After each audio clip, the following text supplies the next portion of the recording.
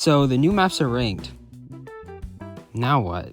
Well, you play them. There's been a bit of confusion and concern expressed from some players. So I want to use this video to address that, as well as providing additional tips for each map. This map is pretty straightforward. It's your basic 10 key mapping with the scratches. Looking at the normal difficulty, they're used fairly often throughout this map, but the player isn't forced to do anything complex yet. If one hand is on the scratch, it's usually not on any other notes in the same hand. Hyper difficulty is more of the same stuff, but at a higher density. This is probably the most complex part of the map, starting at this section, and then forcing the player to quickly switch between both hands. The another difficulty has more of that switching action, as well as it being a harder 10k map in general, one of the highest difficulties of all the maps we're going to look at. As mentioned, you will need an extensive amount of 10k ability for this map, as well as for the rest of the maps going forward. This is sort of implied that you'll be needing to use all of your fingers, as the key counts keep going higher above 10, so keep that in mind before getting any deeper than that. You can use halftime for this map, as well as for the remaining maps, but if you can't play 10 key at a 3-star level, all of these maps might be a struggle for you. The 14 key map might be the hardest playstyle of the bunch, depending on what playstyle you prefer and your prior skill sets. It's got the lowest average score of the bunch and the lowest play count, despite also hosting 10 key difficulties. You'll need to learn the DP playstyle without the scratches, which comes with two major obstacles, the fingering and the split level reading. Let's refer to the map's how to play section. The idle position is a bit confusing to me. Having to have your thumb so scrunched up near the other fingers feels a bit awkward, but this will make more sense later on. Since there are no scratches here, we won't have to worry about moving our pinkies out to hit them. This map has some sections where you are going between the top and bottom keys, but a lot of sections are grouped together with similarly leveled notes. The editor makes this abundantly clear, which is nice. So yeah, the bulk of your reading challenge will come from differentiating the separate colors to be either top row keys or bottom row, depending on how you have your skin set up. When it comes to hitting those bottom lane middle keys, you can bring your thumb inwards as well as your ring and middle finger down, depending on what else is going on in the map. This key mode, along with 16 key DP, are known as dynamic, which means each finger isn't always exactly associated with one or two keys, so there will be a lot of fluidity in how you go about hitting patterns. Let me know when you learn how to play this pattern. If you're serious about being able to play any upcoming ranked maps in 14 or 16 key, I'd recommend checking out Hug's profile, as he uploaded a bunch of DP converts, which is a great collection of maps to practice with for a few weeks. As far as cheesing this map goes, there's always halftime, as well as easy, and maybe even no fill if you need it. With enough playthroughs, you could either memorize the map or reduce the difficulty as much as possible, which should be enough to get an S rank or B rank. This map is also incredibly hard to HP pass for some reason. Look at the leaderboard. Anything below A would probably require no fill or any other reduction mods.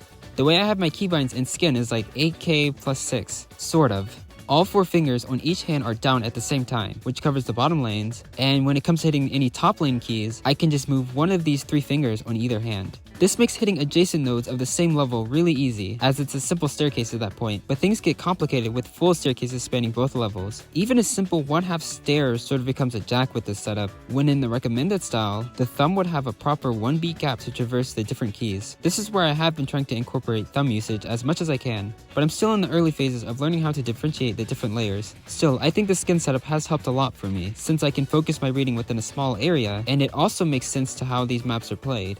On to 16 key, probably one of the most interesting styles, and one with the biggest initial difficulty curves. If you're already used to 10 key reading, and having the thumbs be in the middle, this one just confuses everything.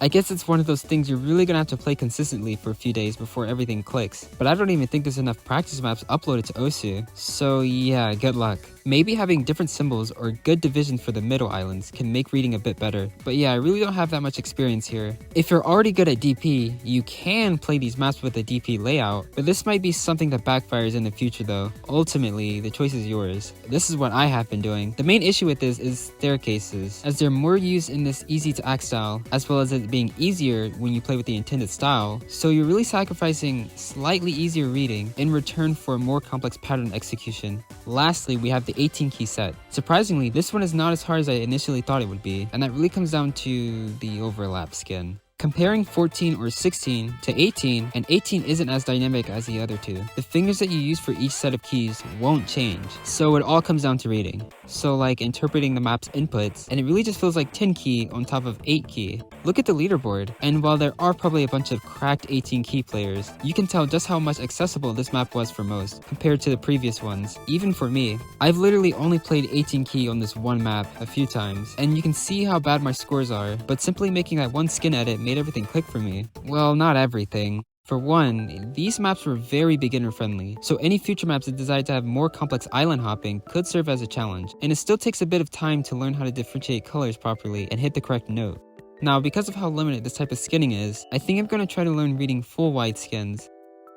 It's just too much of a hassle opening up the magnifier and disabling full screen mode and moving the mouse. Like, I never have the correct scroll speed to get the perfect approach time that I'm used to, so accuracy feels completely random. Another thing is that full wide 18 key just looks more impressive. I know that's a dumb reason to mention, but to the average player, a skin like this might seem like just some random colors, and it doesn't immediately convey how many inputs there are. So if I'm ever streaming or making a video, I'm always thinking about that. There is the potential of asking for a skin update, but this is probably something Peppy will say, just wait for laser, so I really don't know. That basically covers everything. If I would have to rank them in terms of difficulty, I would say 12 key is the easiest, then 18 key, and then for 14 key and 16 key, it really depends on if you're going to take the DP route or the easy route, as both require some sort of new dynamic way of playing that might take some time getting used to. 12 key will probably produce the highest difficulty maps in terms of star rating, just because of how more established 10 key mapping is. But when it comes to future maps of these key counts, it really depends on how restrictive the ranking criteria ends up, as well as what players feel comfortable mapping and ranking. I can imagine 18 key technically being the mode that leads to the highest difficulty maps, as there could be some serious dexterity mixed with density, but again, that's only if these types of maps do get pushed for ranked. So don't expect something like this to end up being the PP record, as we're all still trying to figure things out on the player side and on the mapper side. Leave a comment below if you have any additional thoughts, and good luck to everyone trying to set scores on these maps. 12 key will probably produce the highest difficulty map. Why?